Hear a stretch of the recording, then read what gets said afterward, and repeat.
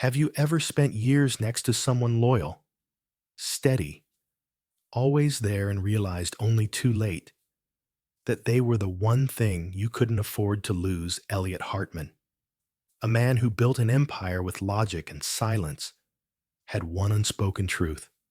He trusted no one except her. Claire Reynolds wasn't just his assistant, she was his compass, his calm, his only real connection. But he never told her that. Not until the night she danced with another man, a quiet waltz on polished floors, and something inside him cracked. What would you do if the only person who truly saw you stopped looking your way? Would you admit what you'd buried for years, or stand still as it slipped away? This is not a story about betrayal. It's about silence, timing, and the words we leave unsaid until it's almost too late. And maybe, just maybe, you've been there too. Stay with us, because what comes next might feel a little too close to home. If this speaks to something in you, don't forget to like, share, and subscribe to the channel. It helps us bring more stories that heal, connect, and remind us you're not alone. Let's begin. The ballroom shimmered under a canopy of soft golden chandeliers. Warm jazz floated from a quartet tucked in the corner, weaving through conversations and clinking glasses. Waiters moved like shadows between tables, balancing trays of champagne and crab cakes. Laughter rose in polite waves, rising and falling like the tide.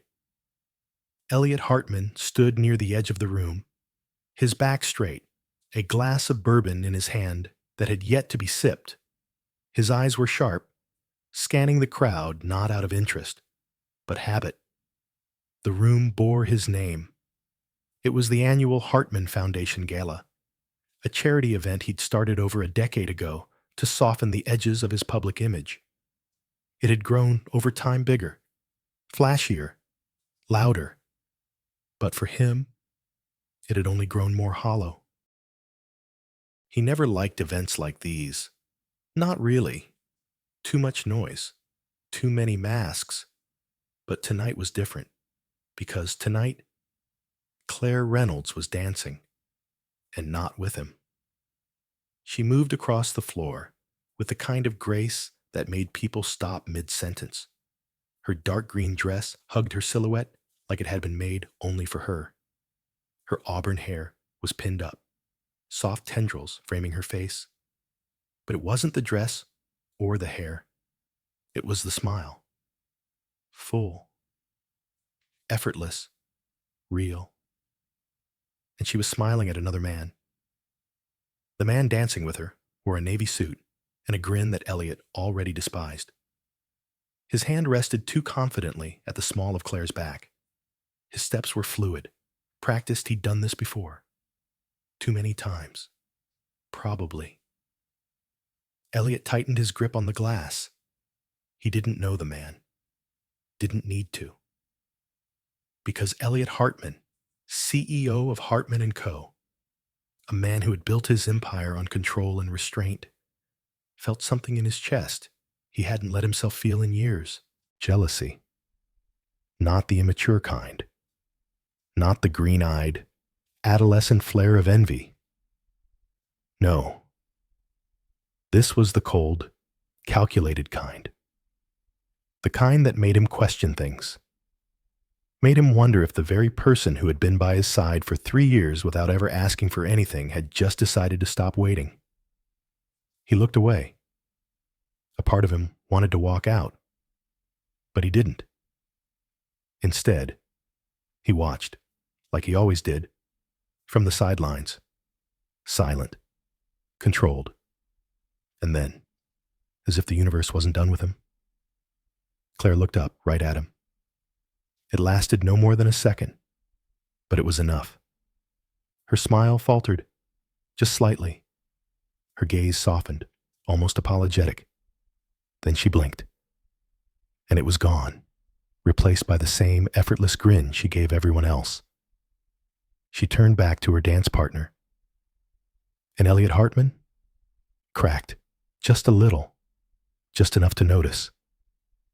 He hadn't realized how much of his day started and ended with Claire, the way she handed him his coffee without asking, the way she always anticipated the exact kind of silence he needed, whether focused, tense, or simply tired, the way her presence filled a room without ever asking for space.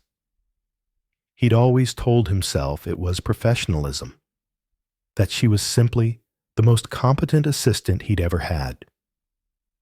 But standing there, glass sweating in his hand, he knew it wasn't just that. Claire Reynolds wasn't just his assistant. She was the only person who'd ever gotten past his walls, and he'd never told her, never even hinted. Because what do you say to someone who has held your life together quietly? To someone who made it easy for you to never feel? You say nothing. You say nothing until one night. They laugh with someone else, and it sounds like music you were never invited to hear. "Beautiful evening," a voice said beside him. Elliot didn't turn. He didn't have to. Richard Halberd, an old family acquaintance, long-time donor, and the kind of man who never missed a chance to poke at a moment. "It is," Elliot replied, eyes still fixed on Claire. "Is that your assistant out there?" Elliot finally turned, slowly. Richard chuckled, lifting his drink. Didn't know she had that in her. Elliot said nothing, because the truth was, he hadn't known either. Not really. And that scared him more than he wanted to admit. When the music ended, Claire dipped in a small curtsy, laughing at something her partner whispered in her ear. And Elliot knew. This night would change something. Not because of what happened on the dance floor, but because of everything that never had. 2 weeks before the gala, Boston was caught in one of those early spring limbos, too cold for comfort, too warm for winter coats. The city pulsed with movement. But inside the 42nd floor of Hartman & Co., time ticked in quieter rhythms. Claire Reynolds walked through the glass-paneled hallway with the confidence of someone who had long stopped second-guessing her place in the building. A sleek leather folder tucked under one arm, coffee in the other, heels clicking softly on the polished floor. Her days began before sunrise and ended after dark. She didn't complain. Never did. Elliot Hartman, as usual, was already in his office by the time she arrived, white shirt, sleeves rolled, blazer neatly folded over his chair. The skyline stretched behind him like a painting. He was reviewing 3 acquisition briefs, 2 budget breakdowns, and a contract dispute memo. And yet, the moment she stepped in, he looked up, not with a smile. Elliot rarely smiled first, but he nodded like clockwork. "Morning," she said. "You're early." "You're earlier," she replied, placing his coffee just left of his laptop, exactly where he preferred it. They never talked much in the mornings. Their routine was a kind of choreography, predictable, precise, unspoken. Claire handled the chaos. Elliot executed the decisions. Together, they built a rhythm few people dared interrupt. 3 years like that. 3 years of finishing each other's thoughts without finishing sentences. Of protecting each other's time, sanity. And sometimes, though, neither would admit it, their solitude. They had never crossed a line. Not even close. But the space between them had always felt fragile, like something both sacred and dangerous.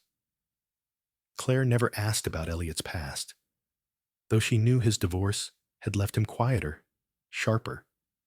She never brought up his late nights in the office, or the way he stared at the skyline for minutes at a time.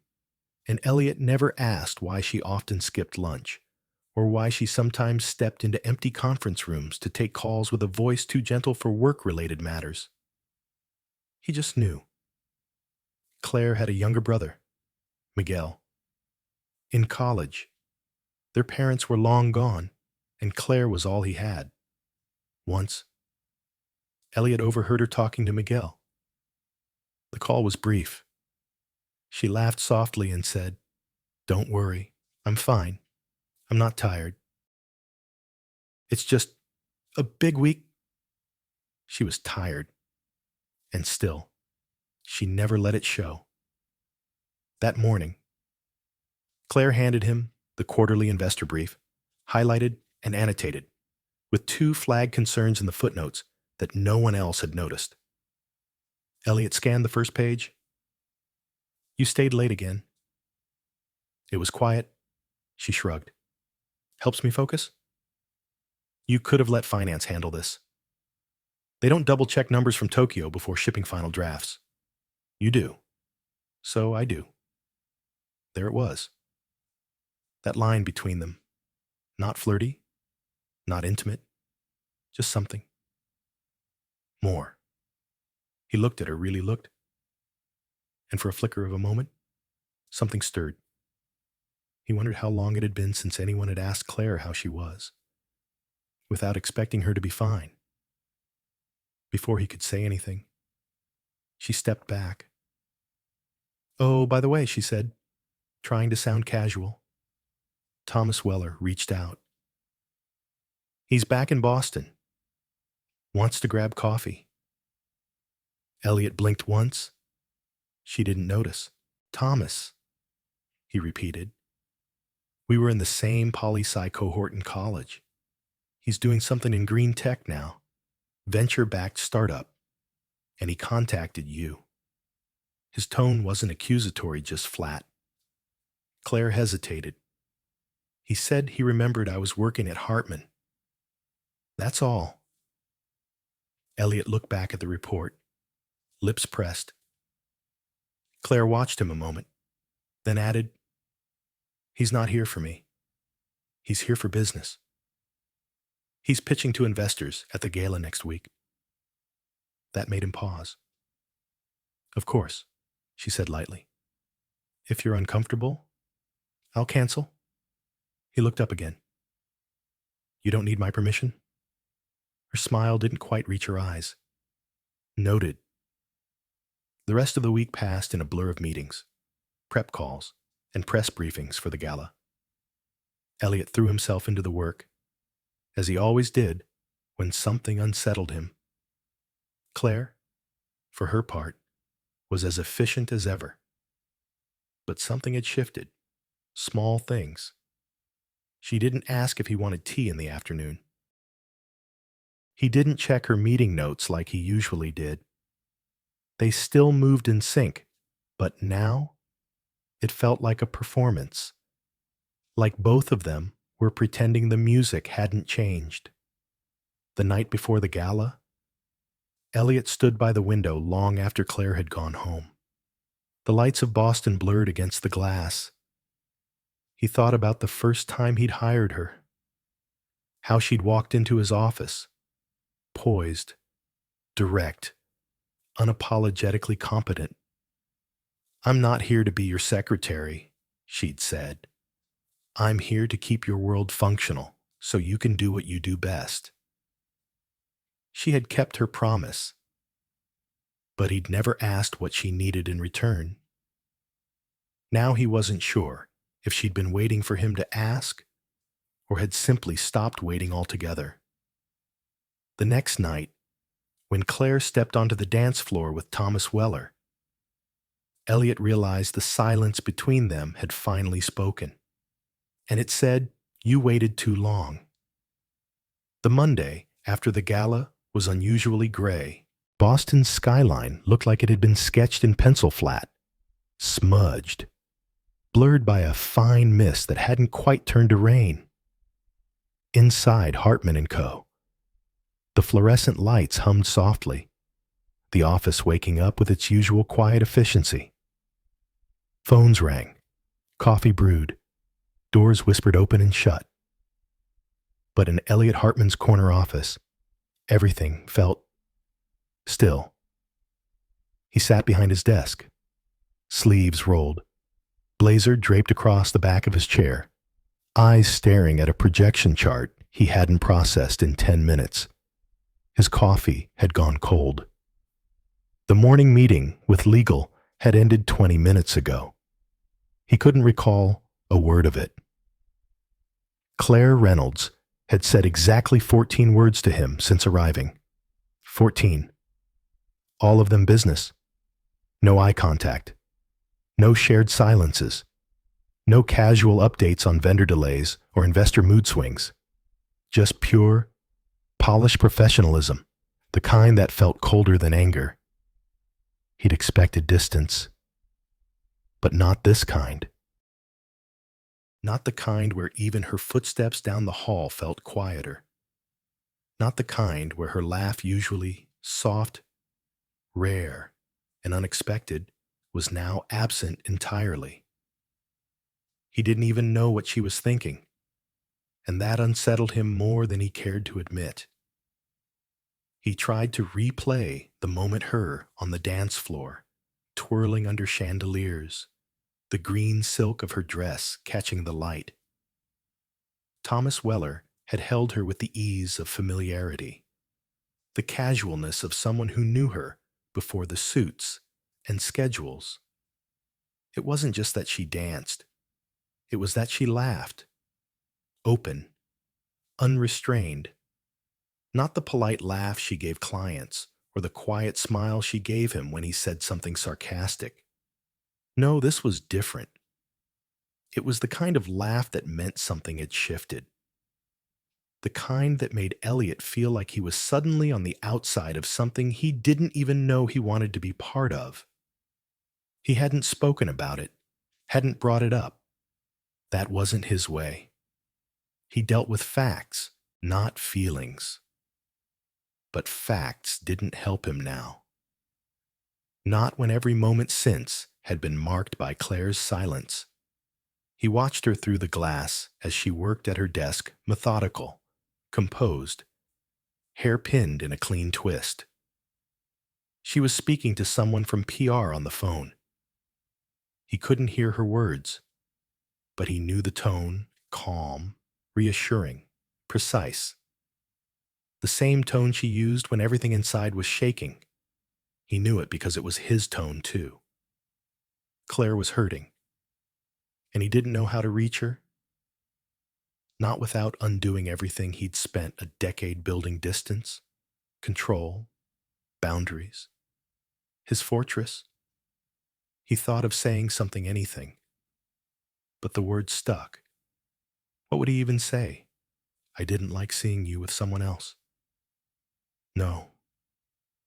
You looked happy, and I didn't know that would make me feel like hell.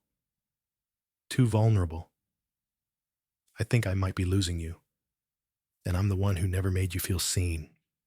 That one almost came out, but didn't. Instead, he opened a file on his laptop and buried himself in the quarterly audit report. Numbers were easier.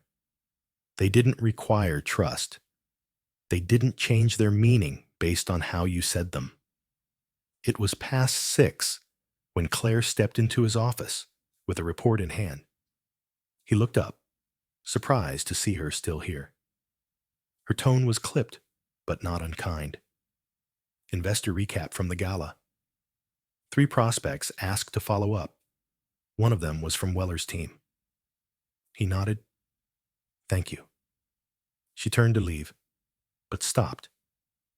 Elliot, she said, without facing him. Was I out of line the other night? He froze. The room stretched between them like a fault line. No, he said finally. You weren't. Claire nodded. Her posture softened just a little, but she didn't turn around. You seemed upset. He exhaled through his nose. You were dancing with an old friend. Yes. She waited, then added quietly, "You've never said anything before? About anything like that? I don't comment on your personal life." She turned now, her expression unreadable. "No, you don't. And maybe that's the problem. A beat." Then she walked out. And this time, Elliot didn't stop her, because she was right. He didn't comment, didn't ask, didn't show. He observed. That had always been his survival method. He saw everything. He processed. He calculated. But feeling, that required risk. And risk had a cost he wasn't sure he knew how to pay. Later that night, Elliot stood in his kitchen, untouched bourbon in hand, the lights of Boston bleeding through the windows behind him. He had everything he'd ever wanted. The company, the influence, the silence. And yet, he'd never felt further from what he needed. Because now, that silence echoed with a laugh that wasn't meant for him, and he didn't know if he'd ever hear it again. The office had never felt this tense. It wasn't loud. Hartman and Co. was never loud. But there was something different in the way people spoke in hushed tones, the way they glanced at closed doors, the way even the printers seemed to hum a little softer. And Elliot Hartman noticed it all. His eyes weren't on spreadsheets that morning. They were on the quiet absence of familiarity, on the way Claire Reynolds hadn't once stopped by his office, hadn't offered her usual brief comment after the weekly investor call, hadn't even paused to make sure his coffee hadn't gone cold. It had twice. At 10:22 m, he saw her walking with Thomas Weller down the hallway toward the executive lounge. Claire was holding a file, one of his files, and Thomas, dressed in a charcoal suit that tried too hard to be casual, was grinning as if the world belonged to him. Elliot's jaw clenched. He wasn't the jealous type. At least, that's what he told himself. But something about the way Thomas leaned in, how Claire tilted her head just slightly to listen, how her shoulders relaxed, he didn't like it. He didn't like it at all. He buzzed his assistant line. No answer. Of course not. She was with him. 2 hours later, Claire stepped into Elliot's office, file in hand. She looked composed, flawless, as always, but there was a coolness in her tone that hadn't been there a week ago. "These are the projections from the Weller meeting." His startup's pitch is outlined in the second tab. He's hoping to get your attention during the next strategy session. Elliot didn't look up right away. "And did he get yours?" Claire blinked. "Excuse me." He finally raised his eyes. "Your attention? He seems to be getting a lot of it lately." The air shifted. Claire's tone sharpened. "Thomas is a professional contact. This is work." "So was I," Elliot replied, too quickly, "until I wasn't." She stared at him, stunned into silence for a beat. "Elliot," she said quietly, "I don't know what you're trying to say." Neither did he. Not clearly. Not in a way that wouldn't come out as something it wasn't. "I'm saying," he muttered, standing and walking toward the window, "that I don't trust him. You don't even know him." "I know the type." "And what type is that? The opportunistic kind? The kind that smiles too easily? The kind who shows up out of nowhere and inserts himself where he doesn't belong?" Claire folded her arms. "So that's what this is about." He turned slowly. "What? You think Thomas is trying to get close to you through me?" His silence answered for him. Claire exhaled, her hands falling to her sides. "I've worked for you for 3 years. I've never asked for more. I've never compromised a single confidential file. I've never crossed a line. And this is where you land. It's not about crossing lines. It's about knowing where they are and who gets to draw them, she asked, her voice rising. You, someone has to. Claire stepped back, blinking hard. You're not worried about Thomas. You're worried about me. He opened his mouth, but she held up a hand. Let me be clear, she said. Thomas is a friend. We had coffee. We talked about our lives. He made me laugh. And for 10 minutes that night, I remembered what it felt like to be a person and not a machine. The words landed harder than he expected. Claire's voice softened. Do you know how long it's been since someone asked me how I was doing and actually meant it? He didn't answer, because he hadn't, not once. And he hated that she was right. That night, Elliot didn't go home. He stayed in his office, the city glowing behind him like a painting he couldn't touch. The bourbon bottle on the shelf remained unopened. He didn't want to drink. He wanted to understand. What was this feeling? Not just jealousy. It was something deeper. Fear. Maybe. Fear of being replaced. Fear of not mattering. Fear that after everything, Claire would walk away and he wouldn't know how to stop her, because he'd built this company on foundations of control and logic. But none of that worked here. He couldn't spreadsheet his way out of what he felt, and he sure as hell couldn't out-strategize the truth that was clawing its way through his chest. He cared too much, too late. The next morning, Claire arrived early, earlier than him. She was already seated at her desk, typing, earbuds in. She didn't look up when he walked by. He wanted to say something. He opened his mouth, closed it again. Instead, he stepped into his office and stared at his own reflection in the glass. He saw a man who once thought feeling nothing was strength. Now, he wasn't sure what to do with everything he felt. The rain started sometime before dawn. Not a downpour, just a steady, gentle patter against the tall windows of Elliot Hartman's penthouse, a sound that usually brought him calm. Not tonight. He had been awake for hours, sitting in the dim glow of the living room. The city stretching beyond the glass like 1,000 tiny possibilities he couldn't quite reach. A half-finished glass of bourbon sat untouched on the table beside him. He had spent most of the night thinking about Claire, about her laugh, her silence, her words. I remembered what it felt like to be a person, and about everything he hadn't said. It wasn't that Elliot didn't feel things. He did. Deeply. He just never trusted words the way he trusted action. Actions could be tracked, measured. Words, they were slippery. They could mean everything or nothing at all. But now, his actions. His silence had started to sound a lot like indifference, and Claire was beginning to believe it. At 8:06 a.m., she stepped into his office with the efficiency of habit, carrying the day's schedule. Her voice was neutral.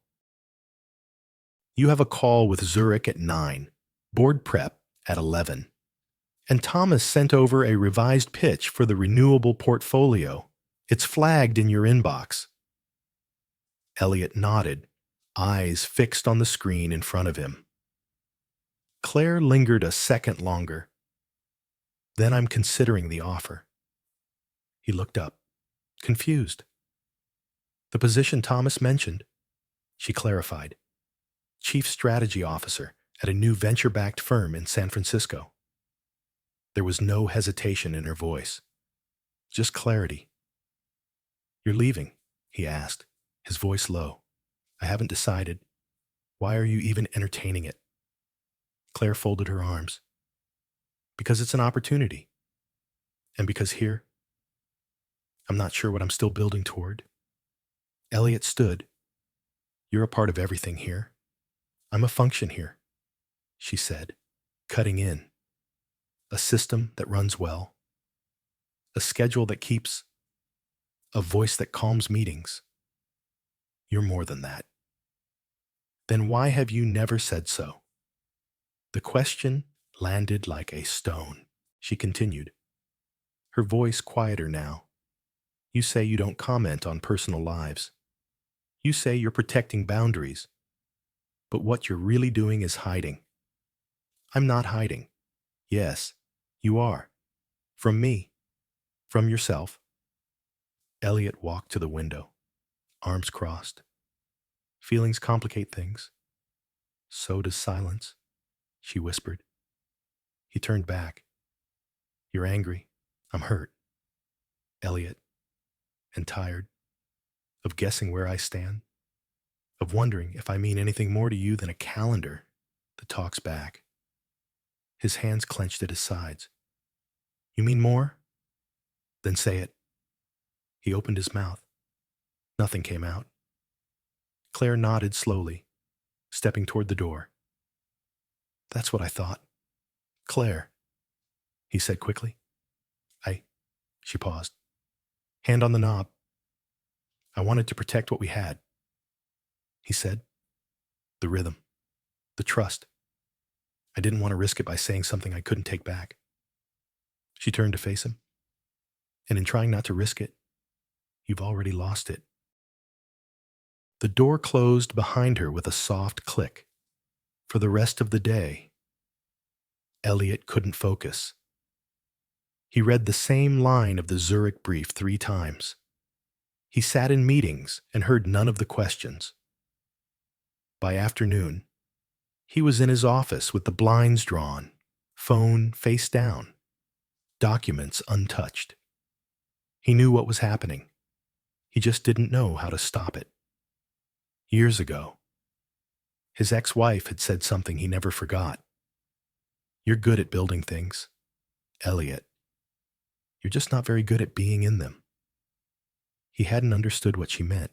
Now he did. He'd built trust with Claire. Yes, but trust wasn't something you maintained through silence. It needed light and words. It needed to be seen, and he had never let her see him. Not fully, not where it mattered. That evening, Elliot stood at the elevator, unsure why he was hesitating. Claire had already left, he knew that. She'd left at 5 sharp. No lingering, no second glances. Just like someone who had made up her mind. But still, he stood there, waiting for what he didn't know. For courage, maybe. For the kind of strength that didn't come from strategy, but from honesty.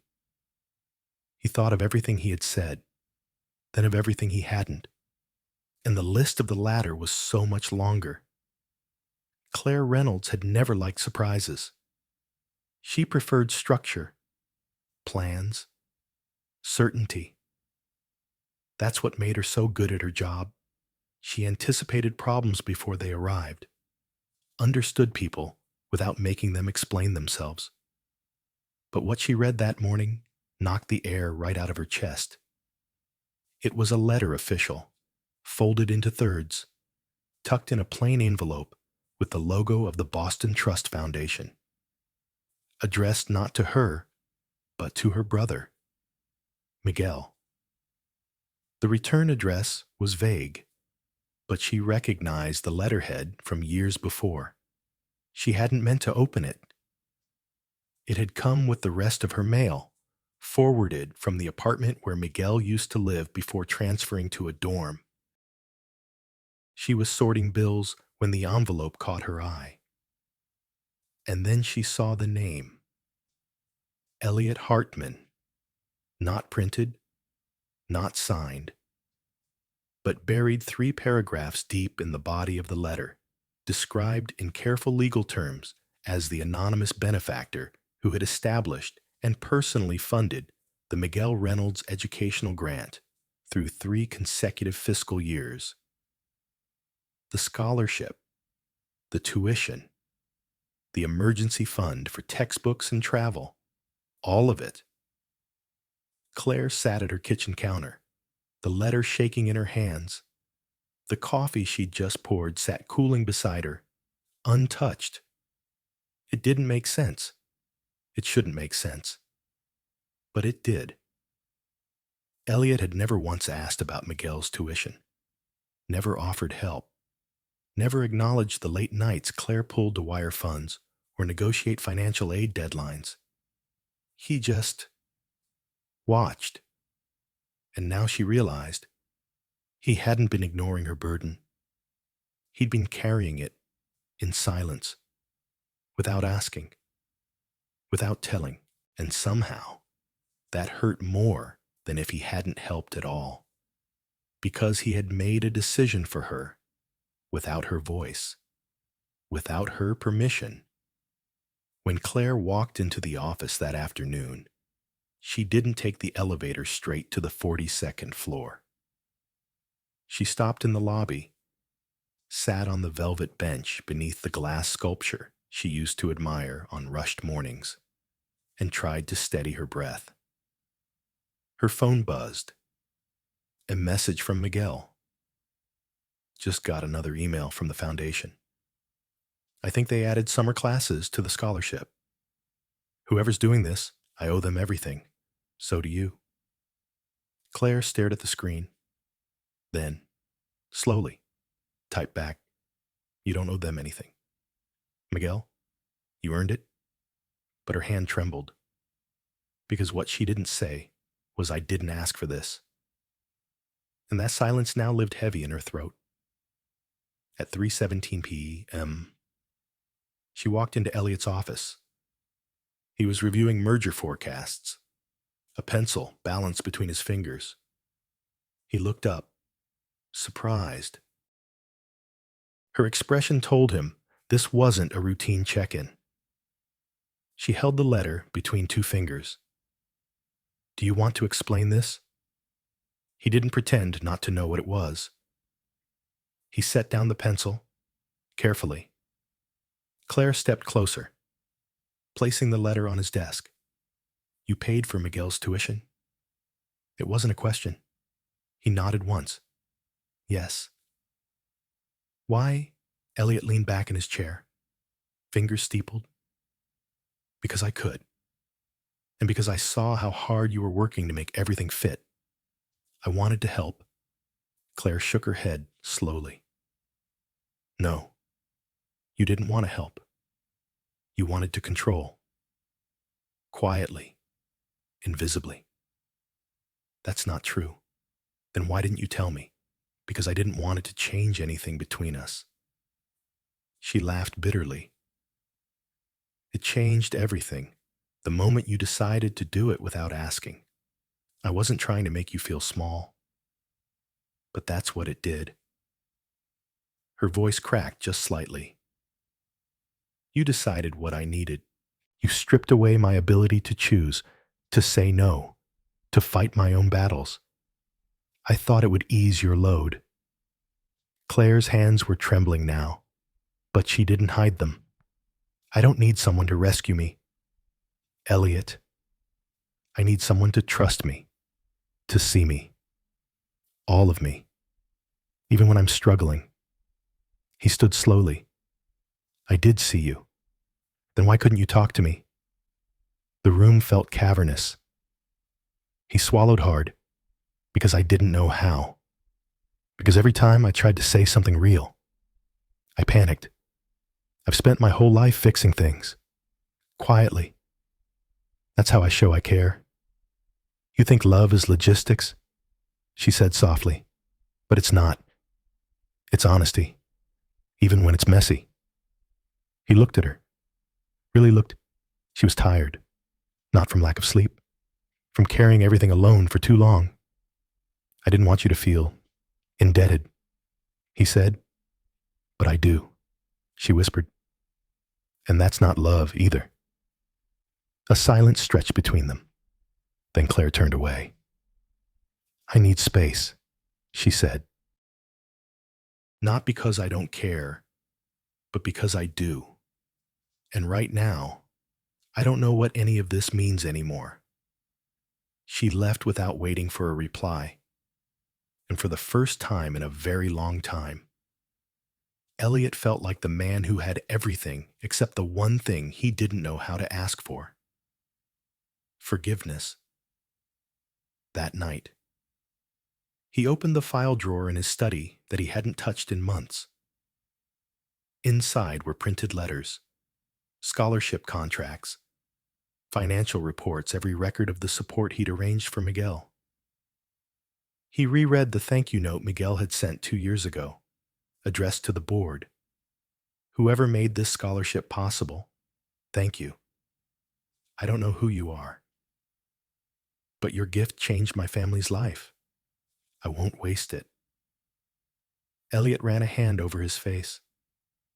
He thought it would feel good, knowing he'd helped, that he'd done something meaningful. But all he felt was the sting of knowing he had done it wrong. He had tried to care without asking what was needed. He had tried to love without ever saying the word. And in doing so, he had hurt the one person he never meant to lose. The apartment was quiet. Too quiet. Elliot Hartman sat in the leather armchair that had once belonged to his father. The fire was lit, casting soft shadows across the shelves. Above the mantel, the city flickered through the windows, Boston stretching out like a map of missed chances. In his hand, a glass of bourbon. Neat. As always, he hadn't touched it. There was a folder on the table. Inside were 3 pages, the printed resignation letter, the board meeting schedule, and the internal report clearing Clare of any security breaches. All neatly arranged, all meaningless, because none of it could fix what he'd broken.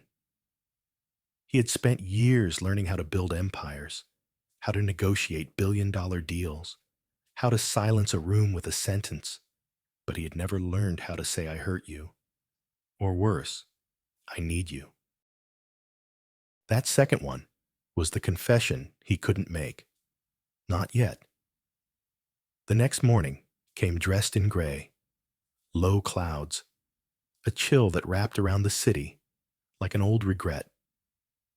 Elliot arrived at the office early, but Claire was already there. She sat at her desk, typing, her back straight, her expression unreadable. Her usual coffee sat untouched beside her laptop. He stood in the doorway for a while, unsure if he should speak. She didn't look up. So he stepped inside and left a manila envelope on the corner of her desk. It's the report, he said quietly.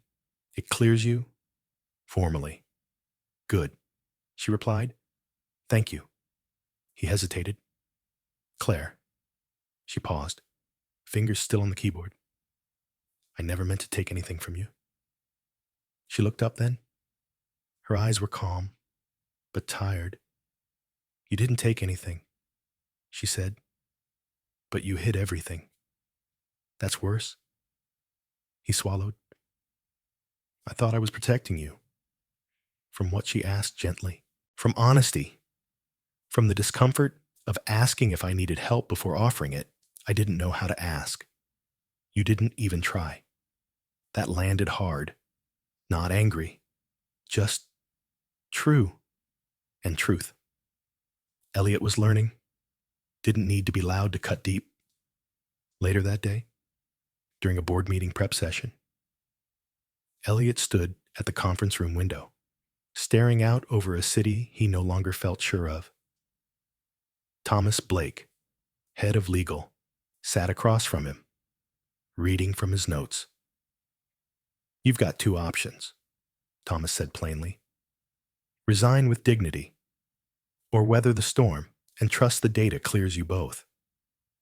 I'm not worried about me, Elliot said.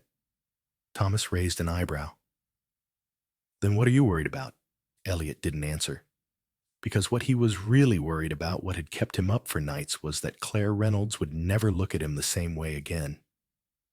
Not because of the money, not because of the scandal, but because he had watched her drown and thought the right thing to do was to quietly build her a life raft. Instead of reaching out his hand and asking, "Do you want me beside you?" That evening, he didn't go home right away. Instead, he sat in his office, lights off, city glowing just beyond the glass walls. On his desk was the notebook Claire had once left behind, a yellow legal pad filled with her careful handwriting. He flipped through it, not to read, but to remember. Her presence lingered in the smallest details. And then, on the back of one page, in the corner, he found a note scribbled lightly in pencil. Some people don't need saving, just someone who sees them. He stared at that line for a long time. He had read thousands of strategy reports, hundreds of merger breakdowns, endless graphs and forecasts, but nothing had ever struck him as hard or as true as that one sentence.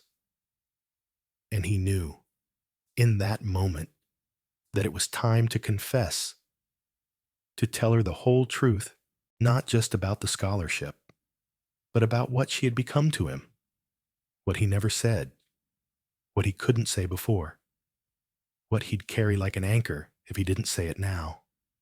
That night, Elliot wrote, not an email, not a speech, not a resignation memo, but a letter, ink on paper, no edits, no drafts, just words, honest and flawed and unpracticed. He told her about the day he first noticed her kindness, about how she used to bring him coffee before early meetings, even when she hadn't slept, about how she called his mother on Mother's Day, the year he forgot, about how, the night of the gala, when he saw her dancing with someone else, something in his chest broke not from jealousy, but from realization. I saw you, Claire, not just your work, not just your loyalty, you. He wrote about the scholarship, why he did it, how he thought he was helping, and he ended with the only thing he had never written before.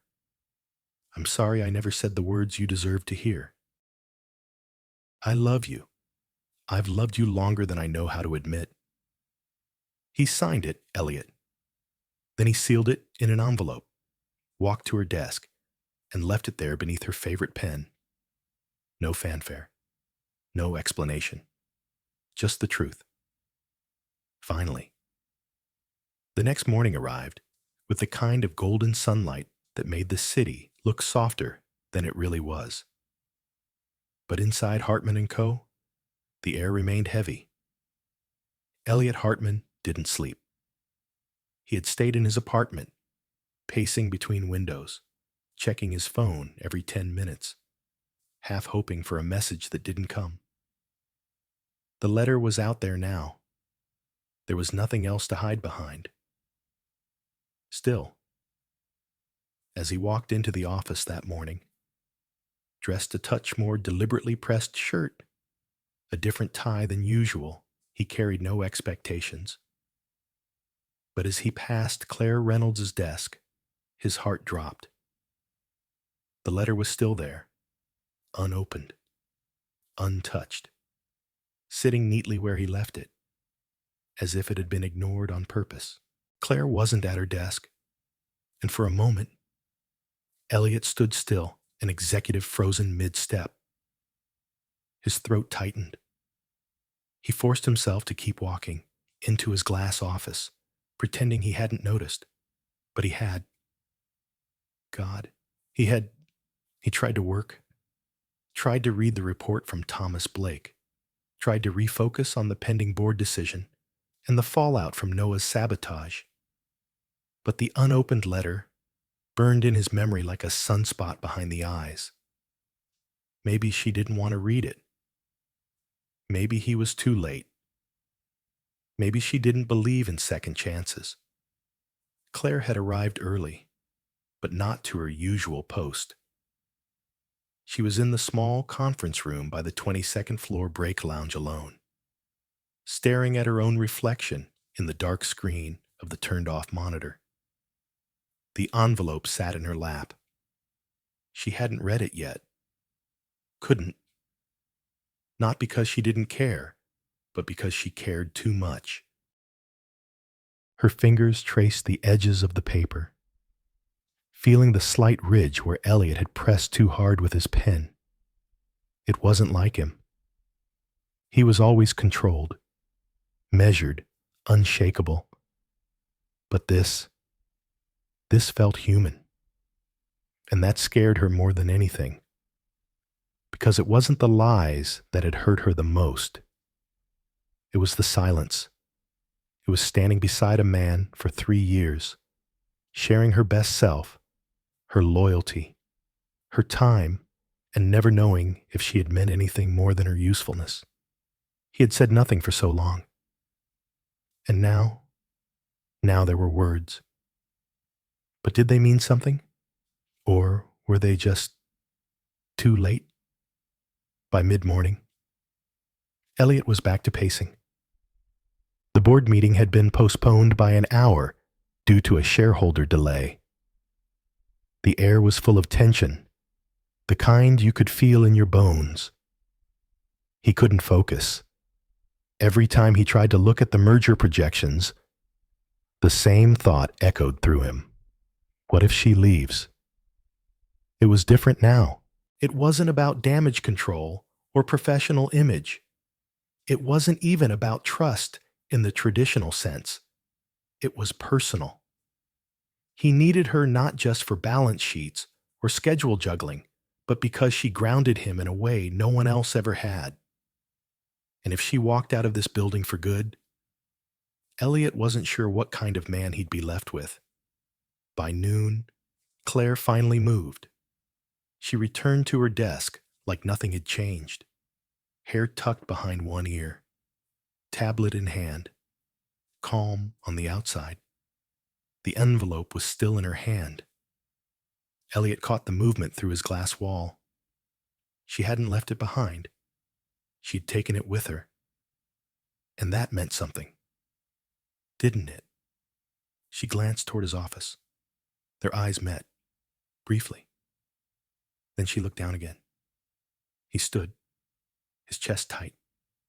He walked to her, stopped just short of the desk. "I don't expect anything," he said quietly. "I just needed you to know."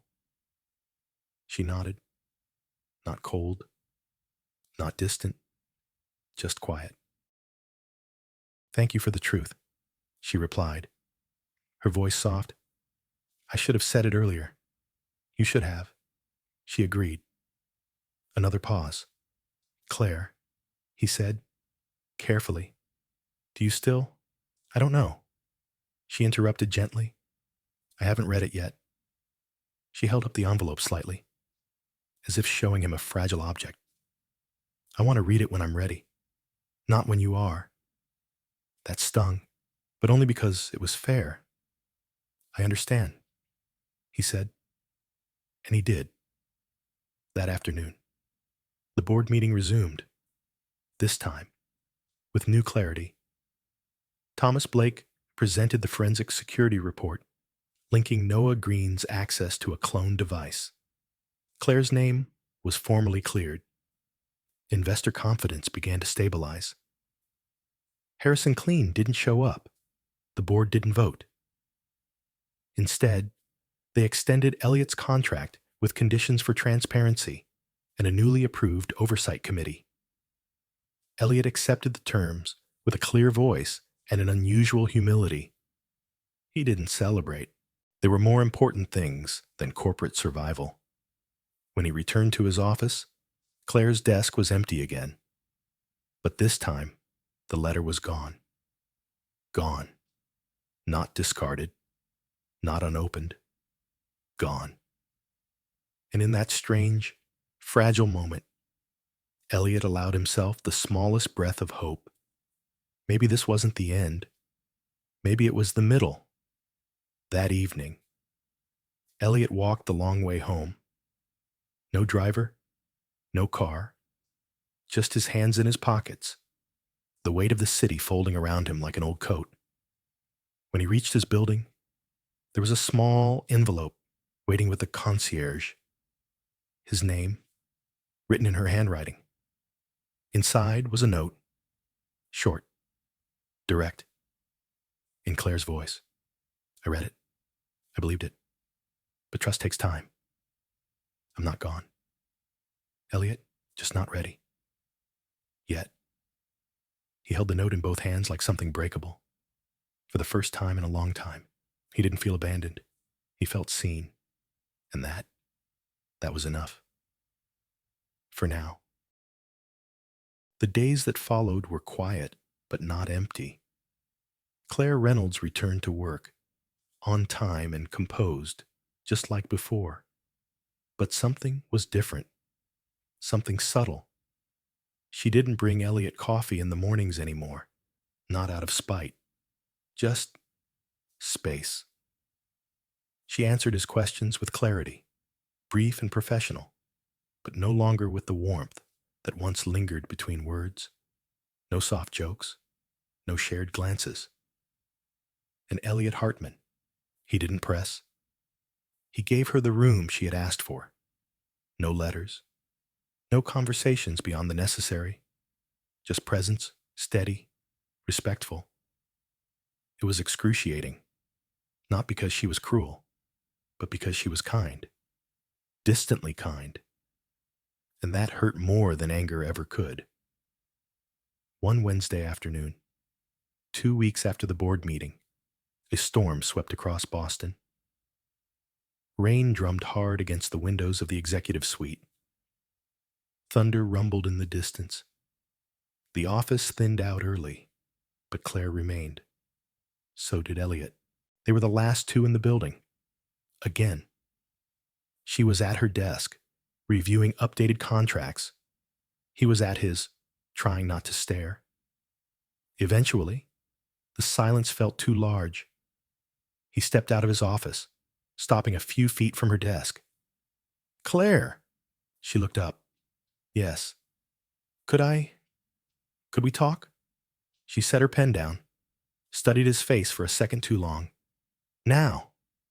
He nodded. She considered, then stood. He gestured toward the break room neutral territory. She followed, her heels tapping quietly on the tile.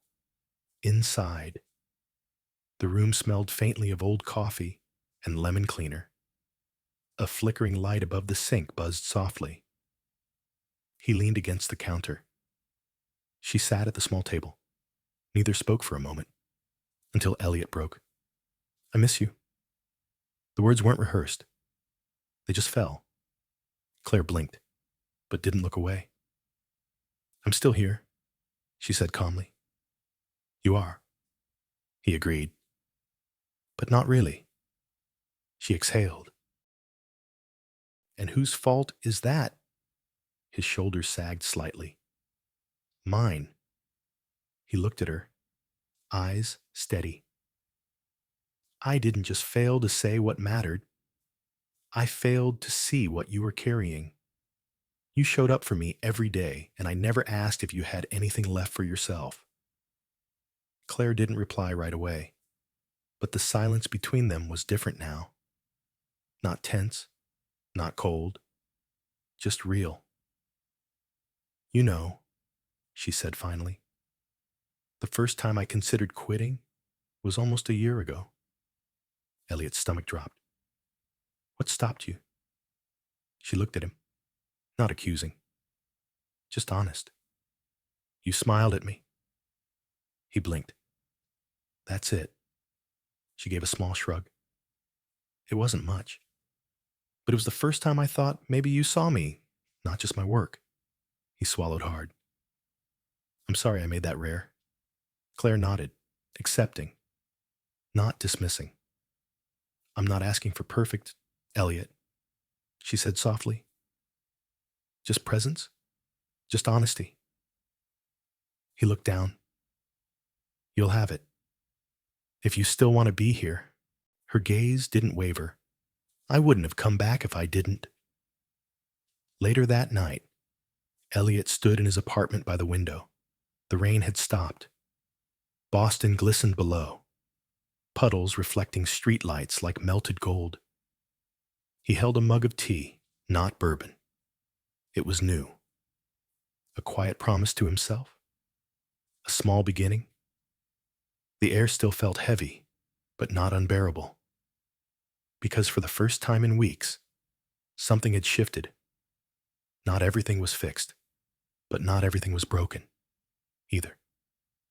There was a bridge still standing. It had cracks, but it hadn't collapsed.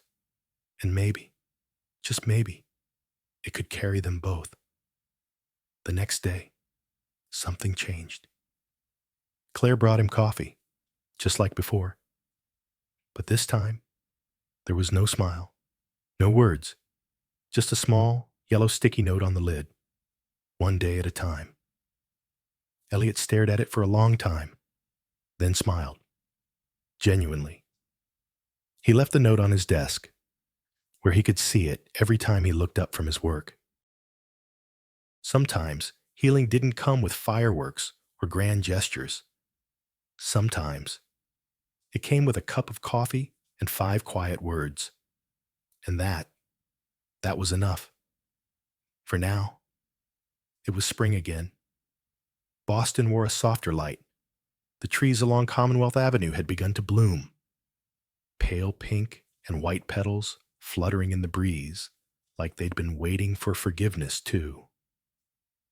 The Hartman Foundation was hosting its annual gala. Same ballroom, same music, same glittering lights.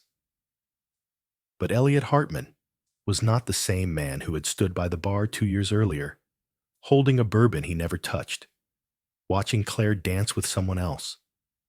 This time, he stood near the entrance. He had arrived early, not for the press, not for the donors, for her, and she was late.